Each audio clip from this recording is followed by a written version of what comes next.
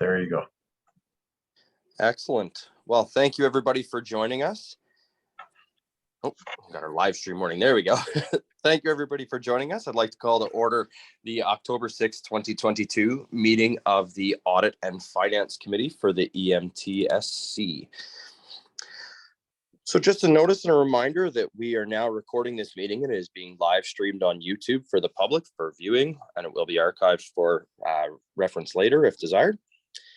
Today's committee meeting is a hybrid meeting with some members and participated located physically at the Commission's office and others participating from their respective homes and places of work for the duration of the recording.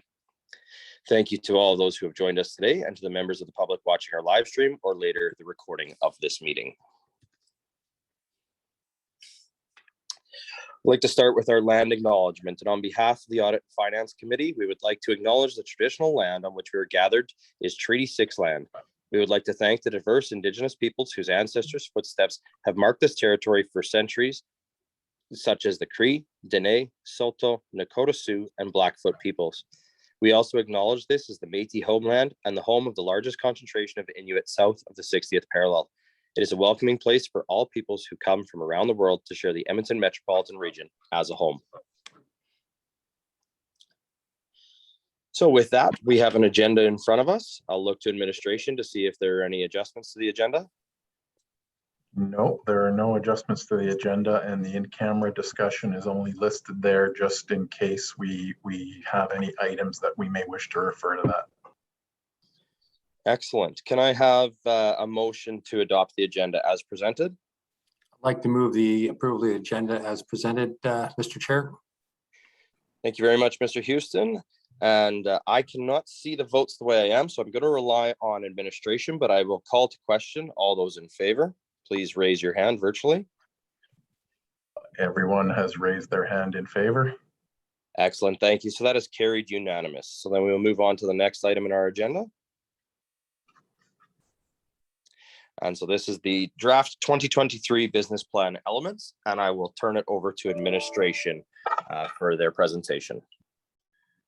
Thank you very much, Mr. Chair, and we're very happy to be bringing forward for the committee's consideration and input the vital elements of our proposed work plan for 2023.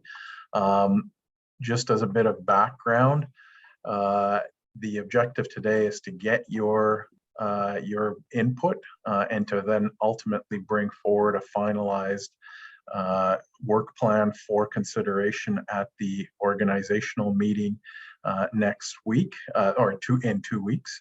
The board is obliged under the governance bylaw to approve next year's operating plan, and as such we seek the board's approval of the main operating plan elements or business plan elements. These are the business plan elements that will be used to finalize the details of the proposed 2023 operating budget. So what we're presenting today are the broad work plan buckets, if I can call it that, along with some of the detail associated with those various elements. And we are currently, even now, working to cost those elements and to include them in next year's draft budget. Next page, please. So what we've done for your consideration and ultimately for the full board's consideration is we've grouped the main work plan elements, and these reflect many of the strategic objectives that the board had identified earlier this year through the strategic objective planning exercise. But we have grouped those activities into 3 broad categories. One is a continuation of all of the work that we've been sharing with the board with regards to preparation for opening day for service delivery at the end of the first quarter or into the second quarter of next year. The second broad group of buckets are what we kind of call business as usual activities. And I should qualify that because while you'll see a number of the activities that are a continuation of the work that we've been carrying out this year, we anticipate that overseeing the operations of the actual transit service provision will actually fall into this bucket of business as usual activities once we achieve that goal of starting opening day of operations. And the third group of activities that I'll present to you today are the activities regarding the ongoing evolution of the commission to serve our 8 members and to evolve the governance and the overall frameworks that support our ultimately our preparation of our incorporation and carrying out of a sustainable transit servicing approach for years to come. So moving forward, the first category of activities are in that category of preparing for service delivery. And certainly with the work that the board has overseen over the course of the last number of months of getting to a proposed opening day service plan, which is now being used to form or to craft the 2023 operating budget, in addition to identifying the budgetary requirements, we also now are moving into, and we expect to carry out for the first number of months into next year, the continuation and ultimately the negotiation and execution of service transition agreements. Now, those service transition agreements will be a little different, I believe, than what was originally envisioned 2 and 3 and 4 years ago when the business case was put together. At that time, as the board will recall, there was a lot of expectation that a number of the assets and a number of the people that are involved in delivering transit services would be migrating from the member municipalities into the EMTSC. And certainly as we've evolved those discussions over the course of the last number of months, I believe that there will be differences in our approach for at least the initial years in reflection of the current conditions around the organization for opening day and the delivery of opening day services. And what really I mean by that is that I believe we're going to be negotiating agreements with a number of the existing operators and a number of the existing municipalities to effectively assume directional control, but subject to the board's direction, particularly with regards to items 2 and 3 in this list. I believe that we're going to have to invoke creative solutions with regards to the issue of transition of municipal employees and to the discussion around asset transfer. Given some of the discussions that have taken place, particularly with regards to the city of Edmonton over the course of the last number of months, I believe that it will be the intention of the board to modify the original approach somewhat and allow the member municipalities to also protect their current financial interests relative to assets, and to also ensure that all of the employees that are currently delivering transit services are appropriately dealt with. So items 2 and 3 are directly related to the negotiation of the service transition agreements. And as I've indicated on the slide, those activities are subject to the details to be worked out through those agreements. The fourth category, or the fourth main work plan element, is really associated with that opening day. And that is really dealing with the communication needs relative to communicating our intent, communicating the service details to our future riders. And you can see the various elements that we've started to consider.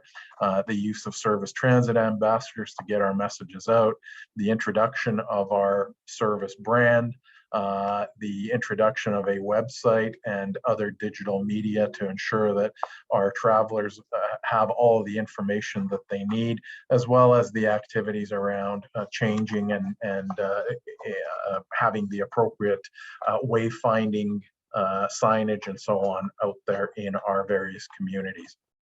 The last big element of work, and we're just now starting to get involved in the the EMTSC contribution, or the EMTSC partnership in ARC, the ARC card implementation, to ensure that as we go through this preparation for opening day, and certainly with the expectation that the ARC system will be fully implemented by then by the municipalities that have partnered to this point, our approach will involve the appropriate implementation of ARC to make travel and make transfer between buses and systems the easiest possible way, the easiest possible transition going forward. The second big group of activities are, what I refer to as business as usual activities. So the first is the oversight of the operations, the service operations that we will be assuming and really overseeing effective May or June of next year, and for the remainder of the year and for the subsequent years. So this will become a typical business as usual activity, starting with the May to June service start date. The other activities that you see listed as items 2 through 6, those are really the ongoing corporate activities that are tied to service delivery and are tied to the continued growth of this organization, preparing the 2024 budget, which will next year include a much more substantial approach to capital than what is envisioned at this point. And it will be subject to the service transition agreements and the details that are worked out with each of the municipalities through that process. Ongoing stakeholder and municipal relationship management, and certainly the board had a lot of discussion about that over the last week or so with a number of other folks. Report on achieving our strategic objectives, those objectives that the board had approved earlier this year for the next 3 years, as well as continuing our focus on appropriate bylaw and policy development. And the third bucket that I will speak to are those activities related to evolving the commission. And I've got 2 slides on these. The first really continues to build our organizational capacity, and this is putting in place the fundamental building blocks to make sure that we can build a financially sustainable organization going forward. First and foremost, we know already from the experiences that we have gone through this year that the appropriate categorization and identification of a risk management framework and identification of the needs around risk management, particularly with regards to insurance, once we are an operating entity, is work that we have to get underway right away. The second one, 1B, is something that, while we've listed it here, there is a potential that, given how the service transition agreements might end up, perhaps this may be a little premature. And one of the things that we're starting to explore is actually using procurement capacity of some of our member municipalities. Depending on how those service transition agreements end up, we may need to accelerate that, or we may be better served by using the resources that already exist in one of our member municipalities. That being said, 1C is something that we need to undertake right away, regardless of where the assets reside in 2023. Building a robust asset management framework and clearly identifying what the long-term financial needs are around asset maintenance and asset replacement, regardless of whether they are under the direct ownership of the commission or whether they continue for the time being the assets under the control and under the ownership of our members, is something that we need to put in place to be able to correctly identify future financial needs and really lead into that development of a financial planning framework which will serve for future years. And it won't be just focused on 2023 to 25, but really developing a multi-year, a 10 to 25-year financial plan going forward. That I should mention that last 1D was actually on the work plan for this year, for 2022. But as a result of all of the activities that we've been engaged in this year, it was premature for us to get into that until we had an appropriate opening day service plan, which, as the board is well aware, has taken longer than what was originally intended. So those are the main activities under the building organizational capacity. And on slide 11, we've got the other three principal areas that we intend to focus on for evolving the commission. Continued funding advocacy to make sure that we can we advance and strengthen and amplify the voice of all of our members in terms of looking at innovative funding solutions for our operating costs in order to minimize the impacts on municipal tax assessments and municipal tax levy rolls, and seek a stronger consideration from the province and from the federal government, and potentially look at new tools. This is an activity that we will continue to work with CUDA on. CUDA is at the forefront of some of that work. And certainly, as the board heard at the last board meeting, we've been involved in also preparing a response on behalf of the board and on behalf of the commission to the recent federal survey linked to the federal pronouncements and signals that the federal government might be inclined to get into the transit operating offset, cost offset solutioneering in the future. The second, or the item number 3 in this category is absolutely vital for us to prepare to undertake this year. And you will hear us bringing forward a recommendation to go forward with hiring appropriate external counsel or external experts to carry out a governance review, certainly in terms of all of the discussions that have taken place at all of the municipal councils, and in reflection of the commitment that the board needs to meet with regards to our own governance bylaw. We have to undertake a governance review by the end of this year, and that governance review has to be completed within the first 6 months of 2023. So that will be a significant chunk of work in the first half of 2023. The last element that I have listed on there is, again, reflective of the strategic objectives that the board approved earlier this year, and that is advancing our diversity, equity, and inclusion principles and practices.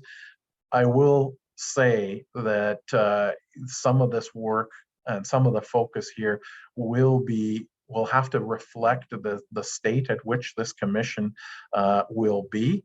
And as we start to go through the negotiation of those service transition agreements, that will affect the size of the organization and will affect, I think, our approach with regards to this objective. This objective will have to be appropriately modified to reflect the actual ability to move forward with this. And while there's absolute commitment on my part and on the part of the senior administration, I think we're also very conscious of the fact that we are a very small staff complement right now. And with regards to staffing, some of these objectives, while absolutely valid, we will have to keep informing the board as to how we can meet them going forward. But certainly this will also involve clearly identifying our operating characteristics and those practices that will reflect the way in which we will oversee the delivery of transit services in our communities.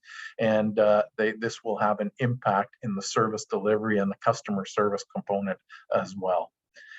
So those are the main elements that we wanted to bring forward to the board or to the committee today for ultimately bringing forward to the board. Our next steps will be to answer any questions and take any input or advice or guidance that you may wish to provide to us, and then incorporate that feedback in the final draft of these elements for presentation on October 20th of 2022.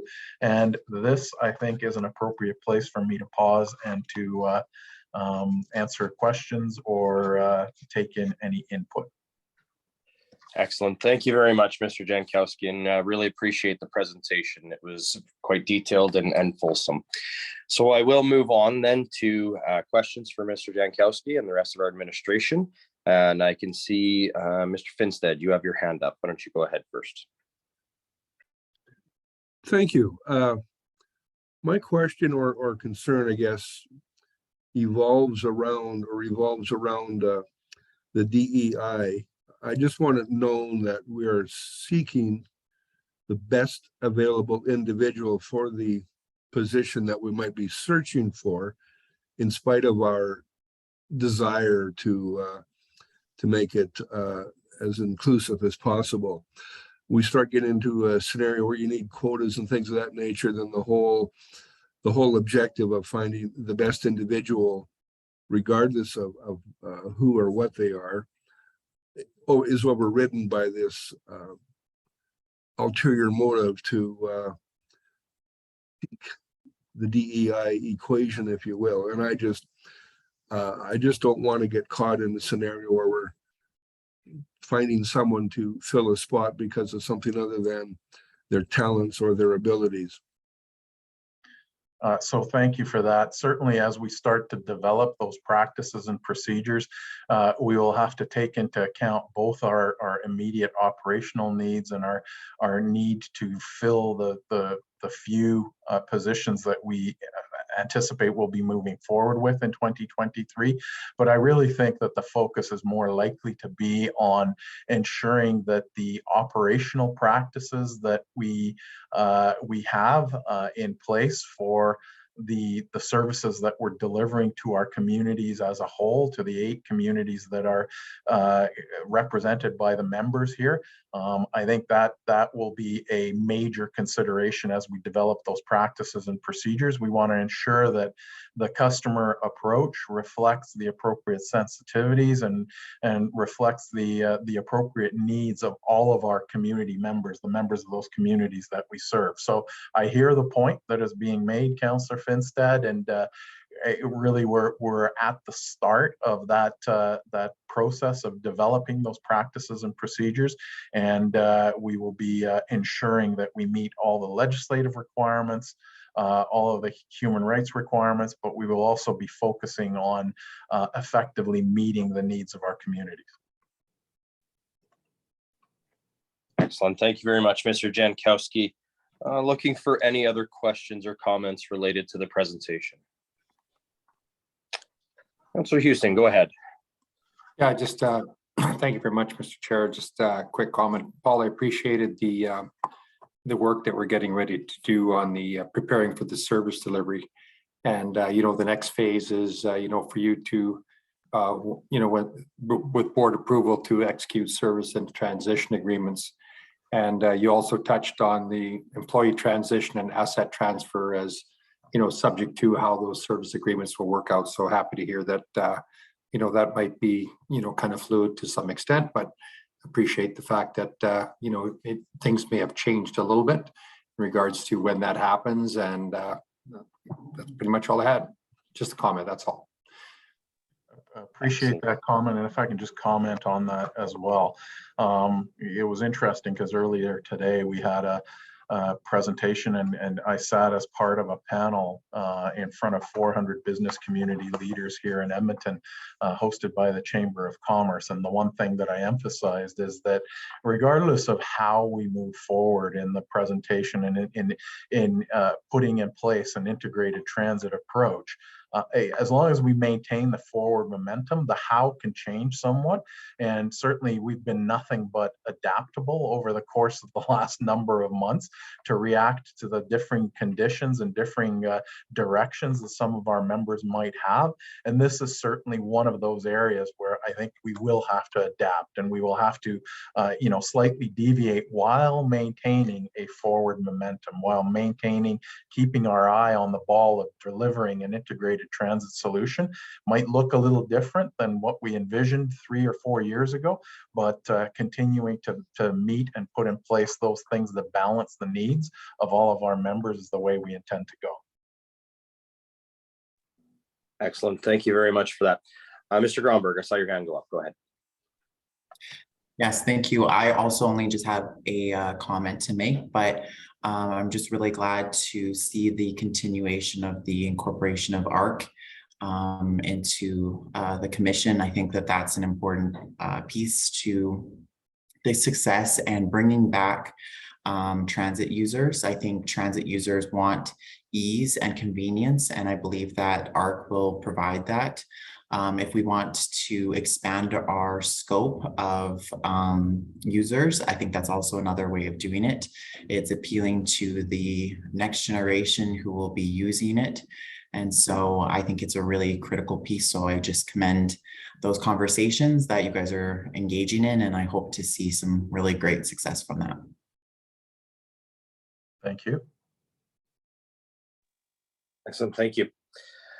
So I don't see any other hands up, so I'm going to go ahead and ask a question, Mr. Jankowski. Again, thank you very much for the presentation. Based on your presentation, though, I'm wondering if you'd be able to expand or entertain the thought of the service plan you put forward, or of the work plan that you've put forward. Do you see any elements of risk based on the process and progress through the preparation for the eventual service delivery? Are there any areas of what you've presented that you feel could be either slowed down or unable to be accomplished should we hit more roadblocks or more challenges as we move forward towards opening day? Thank you for that. So I think there are two significant risks. That the first revolves around overall acceptance within each one of our member communities of the opening day service plan, and the ultimately the requisitions that will be developed through the budgeting process to go out to all of the member municipalities. While we're continuing to work with the board to try to balance all the needs along with ability to pay at each one of our municipalities. I think it's fair to point out that there may be differing points of view within each municipality. We continue to work with the hope that we have correctly balanced that, and that the board will approve an overall plan that can move forward without opposition at the municipal level. But if any of that opposition does arise, then I think it could imperil the subsequent, which is the second major element, and that is the subsequent negotiation of the service transition agreements. I think the negotiation of the service transition agreements is going to be complex and hard enough to do, but if a municipal council elects to voice significant opposition, then I think that's going to make the transition agreement discussion even more problematic. And those are the two elements that I would identify as having the highest risk in getting us to that anticipated opening day. I hope that's understandable. Excellent. Thank you. It is. And I really appreciate that. It takes a lot to put a plan together. It also takes a lot to ensure you're identifying the areas where you could face some trouble with that plan, and where you may need to identify pivot points and areas that are going to require certain attention and focus, maybe a little more so than others. So before we move to a motion, I'll just look around the virtual table again here to see if there are any other questions or comments. Excellent. Seeing none, then we'll move to the motion. See if it's on the screen there. Perfect. It is. And who can I get to make that motion, please? Mr. Finstead, go ahead. I move the Audit and Finance Committee accept as information the draft 2023 business plan elements and direct staff to reflect the input of the committee in the preparation of the annual operating plan for presentation to the board at the October 20th, 2022 organizational meeting. Excellent. Thank you, Mr. Finstead. Would you like to have any opening comments on that? No, straightforward. We had a very good presentation, and I think the commission staff have a very ambitious plan before them, and onwards and upwards from here. Excellent. Thank you. Any further comments, debates, etc.? Now that the motion is on the floor. Mr. Houston, go ahead. Yeah, I just wanted to say, echo Mr. Finstad's comments somewhat about the preparation of the main operating business plan elements. I mean, when you look at the breakdown, it's very comprehensive, and it speaks to all the elements that are required, and recognizing the workload by staff. And I just want to compliment staff for, you know, the number of things that I guess number of balls that they have to juggle in regards to you know, getting this off the ground. I just really appreciate the work that's going on behind the scenes, and I know it's certainly more than meets the eye. Thank you. Excellent. Thank you. Any others? Seeing none, again, I'd also like to echo the comments made previously. Obviously, it's been a lot of work to get where we are today. And, you know, we had the opening day service plan that was presented and has since been adopted by the board, which is fantastic. Very happy to see now the 2023 business plan come forward and the plan elements come forward, and to pass that here today and move that on to the board for their recognition. And then ultimately, within the next couple of weeks, the eventual budget for the opening year of service. So again, we sincerely appreciate all the hard work that's been put in by the commission. Understand that it has not been an easy road to get here, and there has been a lot of pressure on timelines in order to bring this forward in a manner that's appreciated by all members. So with that, I will call to question the vote, and I will ask you to raise your virtual hand if you're in favor. And I'm in favor, and I can't find the button on my phone. So that's unanimous and carried. I turned my phone sideways, and all of a sudden the menus all disappeared from where they were. Tried to see. Excellent. So that takes care of that. Now, I believe, Mr. Jankowski, there would be no in-camera session then. Is that correct? That's correct. Excellent. So then with that, I believe that brings us to the end of our agenda items here today. Just before we depart, I'll just look around the table to see if there are any other questions. Councillor Houston, you have your hand up, or is that just Legacy? Legacy hand? Perfect. So then with that, again, thank you all very much for attending today. Appreciate everybody's input. Again, appreciate administration's hard work. And with that, we will call this meeting adjourned at 3:34. Hey, just before we go, is anyone else planning to attend in person tomorrow? Mr. Chair, perhaps I can, or perhaps I can jump in here and just answer that. My understanding is that 4 members will be here in person, and 1 member will be in transit for the first part and will join us when he gets here. He's making the transition from City Hall starting at 5 o'clock. So okay, no problem. I just didn't want to be the only one there in person and then have you guys go through a major setup or something. So okay, I'll be there in person. I'll see you there, Glenn. Okay, sir. I will see you on the screen. Unfortunately, I have a commitment right until 5, and then I have another one at 6:30. So appreciate those of you who will be there tomorrow. Thank you very much for that, taking the Friday of your long weekend to be there for the meeting. So again, thank you all very much. Have a wonderful rest of your day, and we will see you tomorrow. thank you. Take care.